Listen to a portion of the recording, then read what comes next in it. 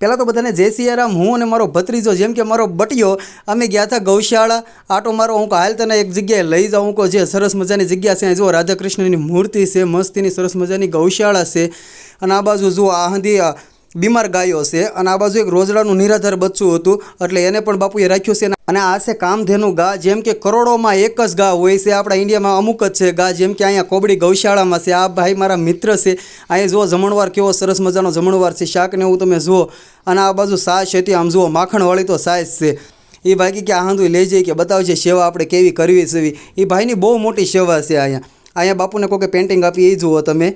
અને આ બાપુનું જૂનું થાનક છે અને અહીંયા જુઓ નાનું એવું રસોડું છે, પણ એક આવકારો છે, બહુ સરસ મજાનો આવકારો છે। આ બાજુ જુઓ તમે, આને શું કહેવાય મને ખબર નથી। અને પછી અમે નીકળી ગયા સિદ્ધિવિનાયક હોટલ, કેમ કે ત્યાં હતા ભાઈબંધ વાટે। આ જો હંધા અમારા ભાઈની હંધા બેઠા છે, નાના છોકરાની લપસણીમાં લપસણી ખાતો હતો અને વાગી ગયું। હાલો મળીએ છીએ આગલા બ્લોગ, બાય।